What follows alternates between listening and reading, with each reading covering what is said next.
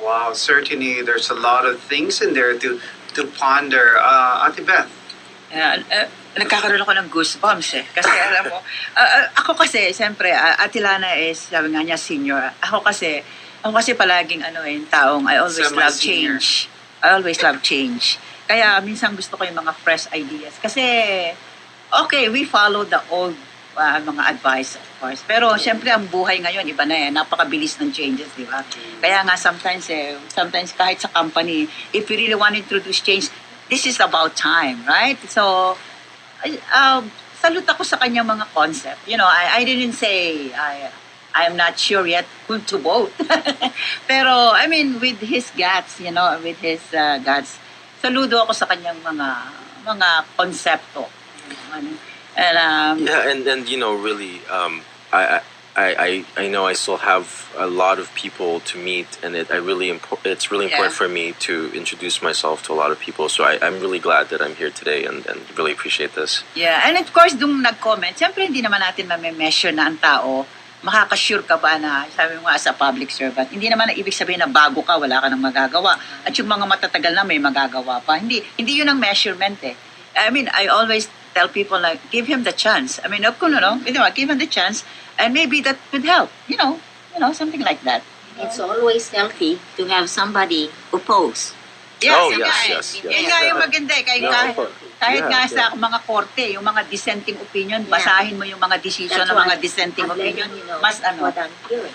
Oh no, that's really important for me. Those are important, like Atilana, and of course the voices of the retirees are certainly quite different from the voices of the young people because you know of all the things. I mean, coming by Ate Beth is a lawyer over here and also a CFO, and then I'm in the medical field, and then you handle a lot of the work out there. But our voices needed to be heard by people who would like to be able to represent, and like what Karlo had said, that this is a person, this is a position that would represent us to the world, not only to kind of like, not only to Guam. Right. Because, eventually if you're involved in that one, you have to be involved with about the assets and also our interests all around the world for that one. And of course, like, for example, the current congresswoman sits in the in a position where like just to see what's going on in Afghanistan, see all Exactly. those things. So certainly there's like a knowledge of the international affairs is certainly quite important for that position over here. But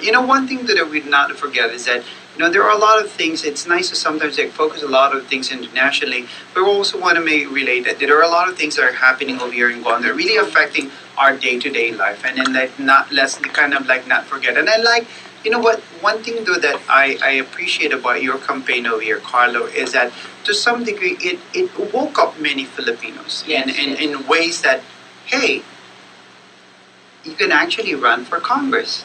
And this is if there's something though, it's kind of like a legacy of like what you're running, and certainly we wish you luck about to the position. May you actually you can get this particular position. But we certainly there's already a positive thing that occurred in this one, and that is like breaking the barrier over there. Because I've lived over here since I was 6 months old, and I've never heard of any Filipino.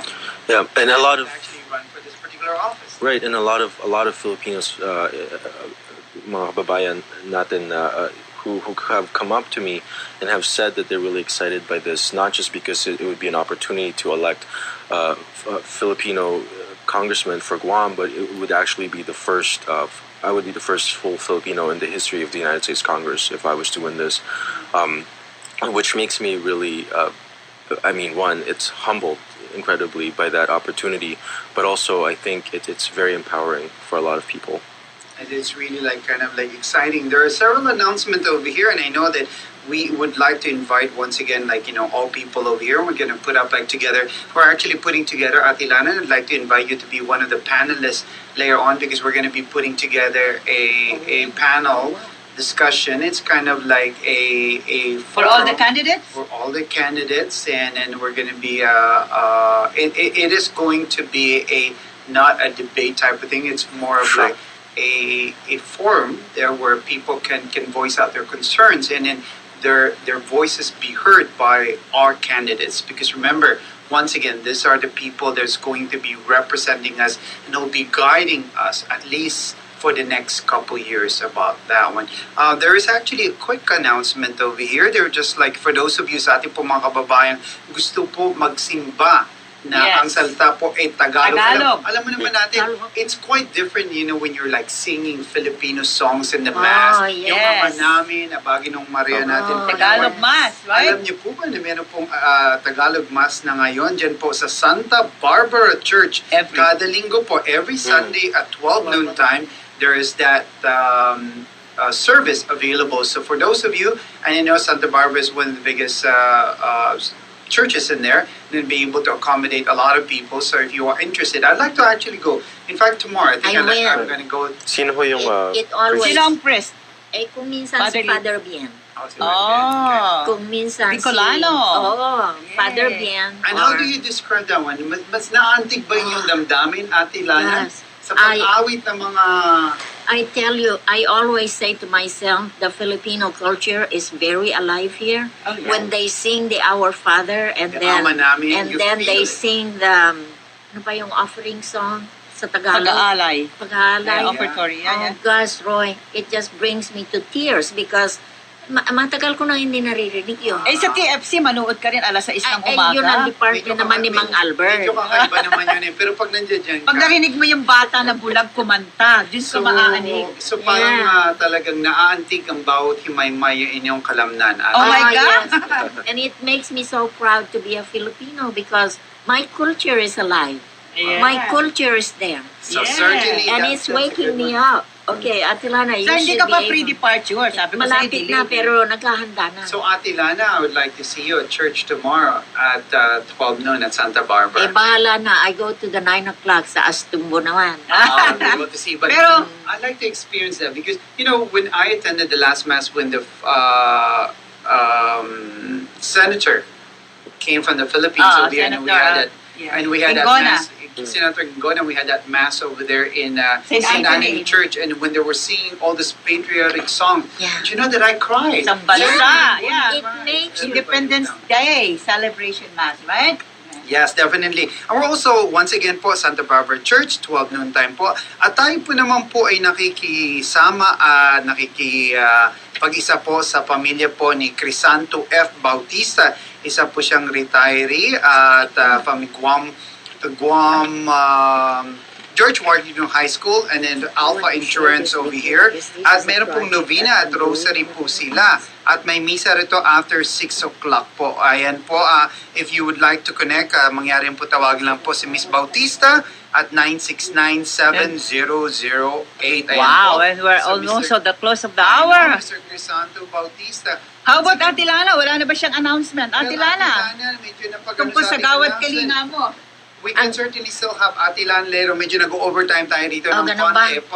Pero Atilana, give me one very specific thing that we need to mention to people about what's going on about the Gawad Kalinga. Sa Gawad Kalinga po ay ganun pa rin. Masaya yung mga tao doon at saka talagang nagpapasalamat na may mga bahay sila. Pero alam ninyo, the village is almost 7 years. So ini-encourage namin itong mga nakatira doon na magplano naman ng kinabukasan because hindi nila pwedeng ipamana itong mga bahay. Yes. So, ang seminars ngayon, kung nandun ako, ano ang plano nyo 5 years from now? To be able to get out of them. Oo. Parang ito yung Ang isang sabihin, hindi pwede sa anak nila yon, ha? Ay, hindi pwedeng ipamana, Beth. Kasi ito naman ay para matulungan sila to break the cycle of what do you call it? Poverty. Of poverty and for them to Yeah. kind of like improve themselves. And of course, Ate Lana, you brought a paper over there mentioning my ninuno. I read that and I was supposed to give it to you noong December Yeah, meron po 2011. Alam niyo po bang aking ninuno po is one of the great composers and thing. Kaya Meron pala po- maganda ka kumanta?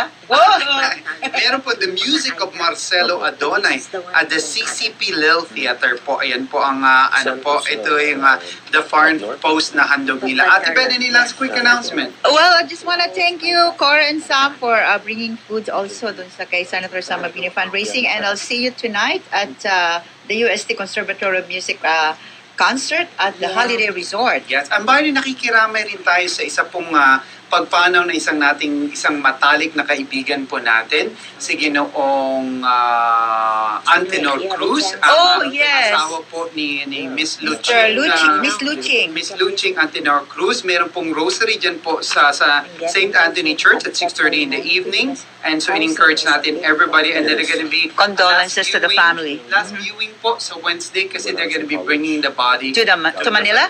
Here. So, Kuya Karlo, Yes. any last words to our kababayans out there? Yes, I would just like to invite everyone to join us. We actually have a dinner on Tuesday at Proa.